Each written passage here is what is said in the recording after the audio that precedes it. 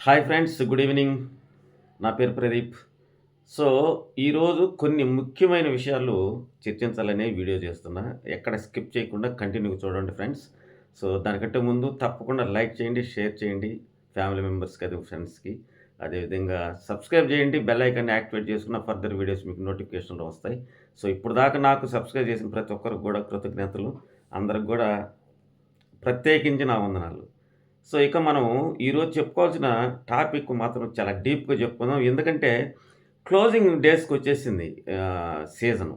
ఈ టైంలో హోస్టింగ్ కావచ్చు, లేదా బిగ్ బాస్ టీమ్ కావచ్చు, ఎంతో జాగ్రత్తగా ఉండాల్సిన పరిస్థితుల్లో మరి వాళ్ళు ఏ విధంగా గేమ్‌ని తిప్పాలనుకుంటున్నారో, వాళ్ళు ఏ విధంగా అనుకుంటున్నారనేది జనాల్లో కూడా ఒక విధమైనటువంటి కోపం, ఉద్రేకం ఇవన్నీ గూడా వస్తున్నాయి. సో, నెటిజన్‌లయితే ఒక బంతాట ఆడుకుంటున్నారు బిగ్ బాస్ టీమ్ వాళ్ళని.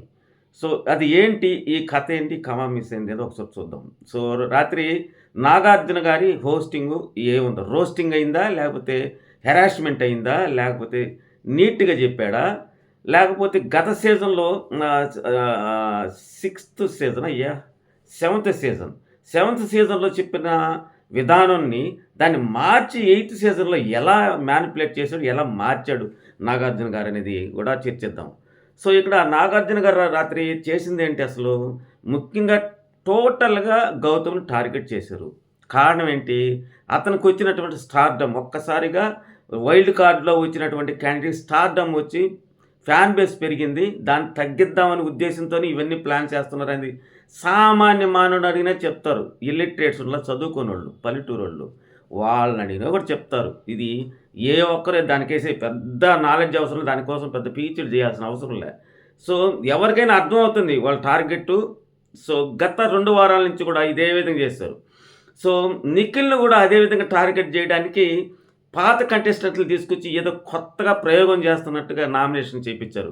అది కూడా మన ఆడియన్స్‌లు ఎర్రి పప్పులు అనుకుంటారు ఏంటో మరి నాకు అర్థమై సావదు. ఇక్కడ ఆ విధంగా ఒకే పర్సన్‌ని గుచ్చి గుచ్చి నామినేషన్ చేస్తే సింపతి వస్తదని తెలీదా జనాలకి? సో, అదే చేశారు. సో, మరి మనవాడి గ్రాఫ్ పడిపోతుందనే ఉద్దేశంతోనే నిఖిల్‌ని గ్రాఫ్ పెంచడానికే దాన్ని చేశారు.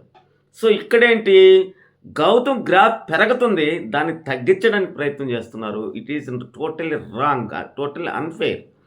సో, ఇది ఖచ్చితంగా అన్‌ఫెయిరే.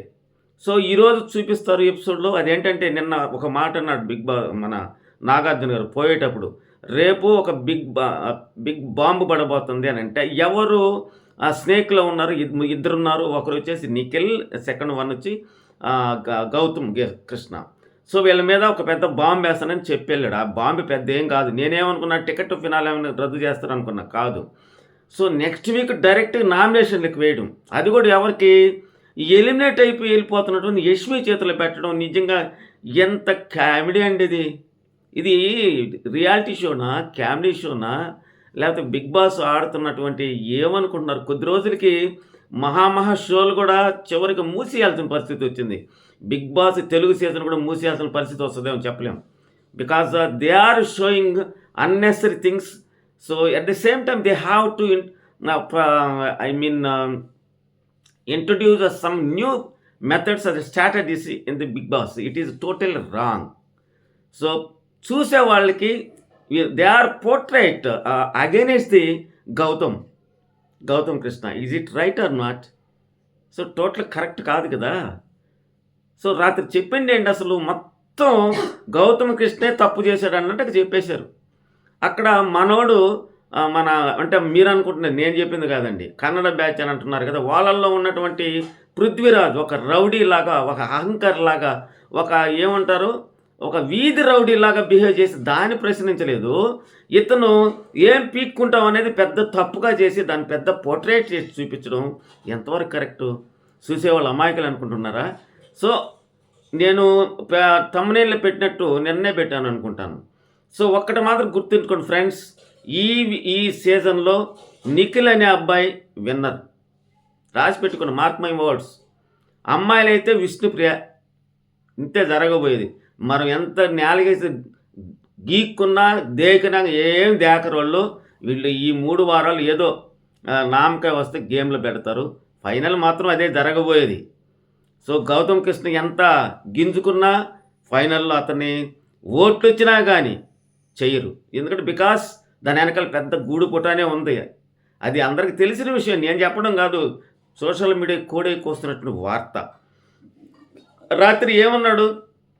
సో నువ్వు గ్రూప్ గేమ్ ఆడలేవా అని గౌతమ్ కృష్ణ అని అంటాడు. దేనికోసం? హరితేజకి చేసిన హెల్ప్‌కి. హరితేజకి ఆ స్పాట్‌లో ఆ అమ్మాయి గేమ్‌లో నాకు ఆడొద్దు, నాకు ఫేవర్ చేయొద్దు అన్నా గానీ, ఆ అమ్మాయి నాకు ఫేవర్ చేసింది కాబట్టి ఆ అమ్మాయికి నిచ్చెన ల్యాడర్ ఇచ్చాడు.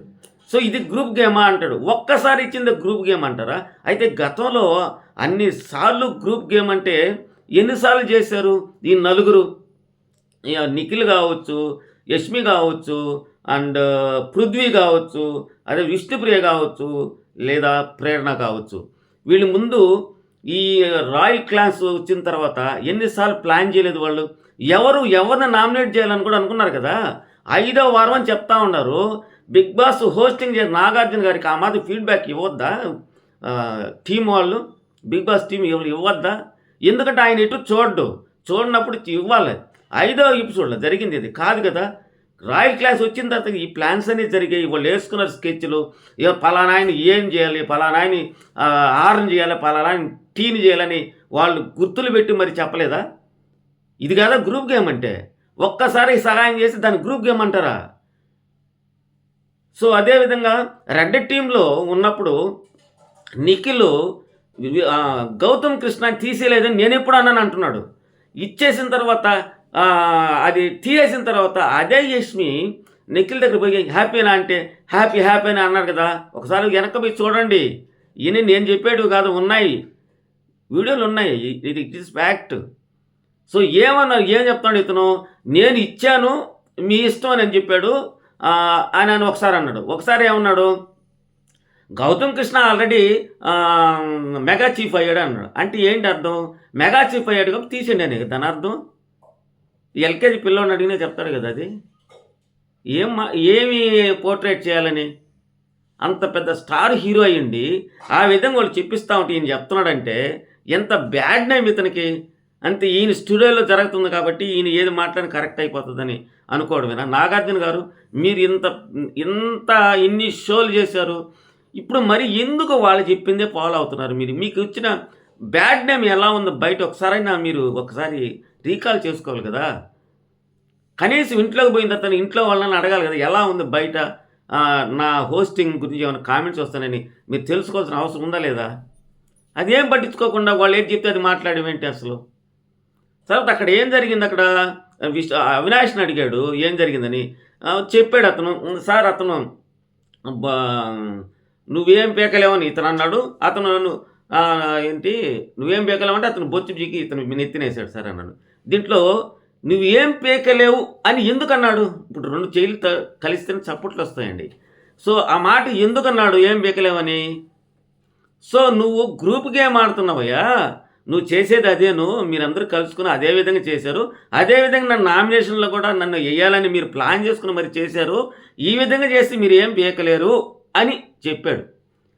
దానికి ఏమన్నాడు అతను ఎదురుగా ఉండి ఎంటుకలు పీకి ఇసిరేసాడు. సహజంగా ఏమంటారు, నా ఇంటికి కూడా పీకలేమంటే ఇలా పీకి టేస్తారు. సో మనోడు ఇలా ఎదురమ్మంటే ఎంటుకలు పీకి ఏంటి? What is this non sense Prithviraj?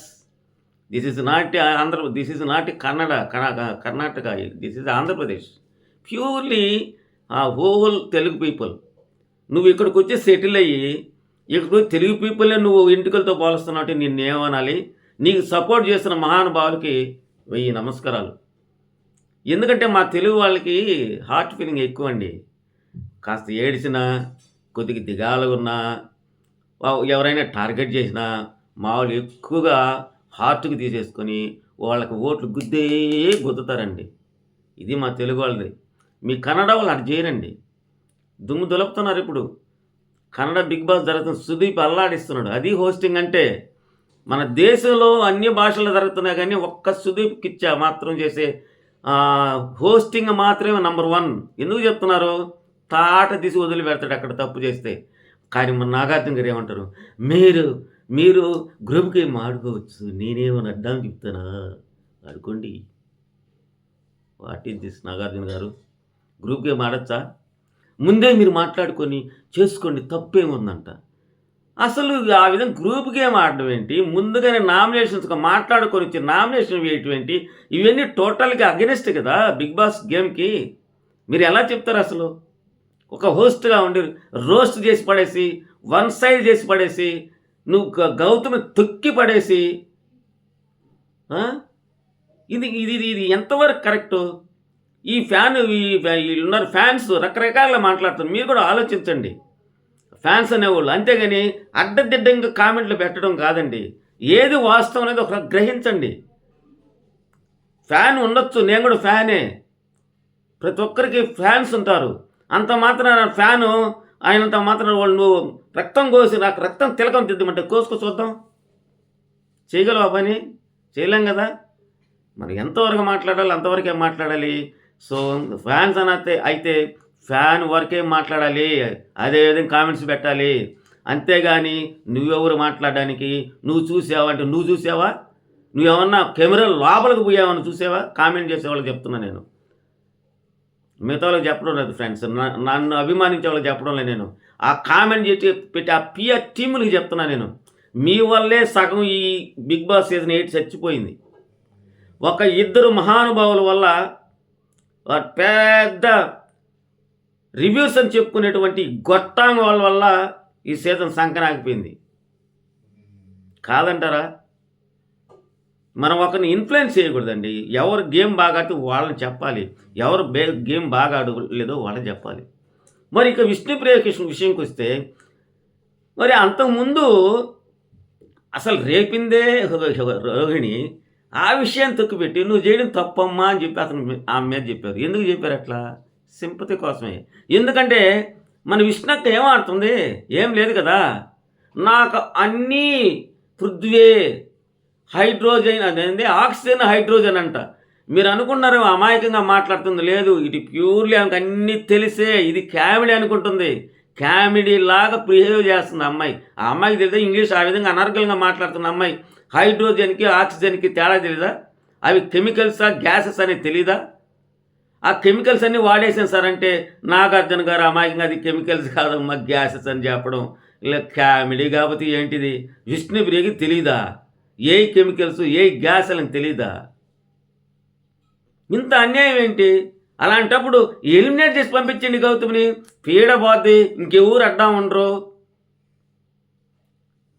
చెప్పండి. గ్రూప్ గేమ్ ఆడడం తప్ప అని గౌతమ్ని ప్రశ్నిస్తున్నాడు నాగార్జున గారు. ఇది ఏంటి అసలు నాకు అర్థం కాలేదు. గౌతమ్ కృష్ణ మాట్లాడుతూ ఉంటే నాకా ఎదురు చెప్తావా?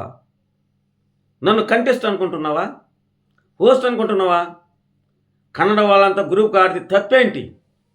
అది వాళ్ళ స్ట్రాటజీ. నీకు తప్పుగా అనిపిస్తుందేమో కానీ తప్పే కాదు. అయినా పృథ్వీని బొచ్చు కూడా బేకలేవు అని అంటావు కదా, నువ్వు వాళ్ళ బొచ్చు కూడా బేకలేవు అని గౌతమ్ మీద ఒక రేంజ్లో బుసలు కొట్టాడు మన నాగార్జున గారు. కాదా? చెప్పండి, మీరే చెప్పండి. అయితే నాగార్జున గారు కన్నడ బ్యాచ్కి ఎంత ఏకపక్షంగా సపోర్ట్ చేస్తున్నారని అనడానికి ఆధారాలు సహా వీడియోలు ప్రత్యక్షం అవుతున్నాయి సోషల్ మీడియాలో. అంటే వీళ్ళు ఒకరిని గెలిపించాలనుకుంటే తప్పుని ఒప్పుగా ఎలా చిత్రీకరిస్తారో ఆ వీడియోలో ఇప్పుడు బిగ్ బాస్ సోషల్ మీడియాలో వేస్తున్న వీడియోలే దానికి నిదర్శనం. గత సీజన్లో పల్లవి ప్రసాద్ విన్నర్ చేయడానికి ముందుగానే ఫిక్స్ అయిపోయారు. దానిలో భాగంగానే అమర్దీప్ని బలిపరిస్థితి చేశారు. వాళ్ళు గ్రూప్గా ఆడే దాన్ని తప్పుపట్టారు. అప్పుడు సీజన్ 7లో 55 ఎపిసోడ్లో గ్రూపిజం గురించి నాగార్జున గారు గట్టిగానే సీరియస్ అయ్యారు. సరిగ్గా ఇప్పుడు గౌతమ్ గ్రూపిజం గురించి ఏదైతే మాట్లాడాడో సరిగ్గా ఇప్పుడు నాగార్జున గారు కూడా ఇదే మాట్లాడుతున్నారు. అప్పుడు మాట్లాడింది రైట్ అయితే ఇప్పుడు మాట్లాడింది కూడా అది రైటే కదా. సీజన్ 7లో 10వ వారం నామినేషన్ అప్పుడు శోభా శెట్టి, టేసి తేజ, ప్రియాంక జైన్ వీళ్ళంతా ఎవరిని నామినేట్ చేయాలని అనుకున్నారు, ముందుగానే మాట్లాడుకున్నారు వాళ్ళు. దాన్ని తప్పు పట్టాడు. గ్రూపిజం కదా ఇది అని మాట్లాడాడు. మరి ఇప్పుడు ఏంటి? ఇప్పుడు కూడా అదే కదా జరిగింది. కానీ 8 సీజన్ వచ్చేసరికి నాగార్జున గారు అదే బిగ్ బాస్లో అదే నోట్తో ప్లేట్ తిప్పేశారు. అసలు గ్రూప్ ఆడడం తప్పే కాదు, చూసే వాళ్ళకి తప్పని, అడిగే వాళ్ళకి తప్పని అనిపించచ్చేమో, కానీ ఇది వాళ్ళ స్ట్రాటజీ అంటూ నాగార్జున అనడం పైన విమర్శలు మాత్రం భారీ ఎత్తున వస్తున్నాయి.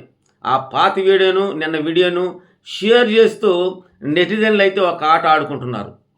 ఇది కదా శనివారం ఎపిసోడ్లో గౌతమ్ వర్సెస్ నాగార్జున మధ్య నాగార్జున గారి మధ్య హీట్ డిస్కషన్ నడిచింది.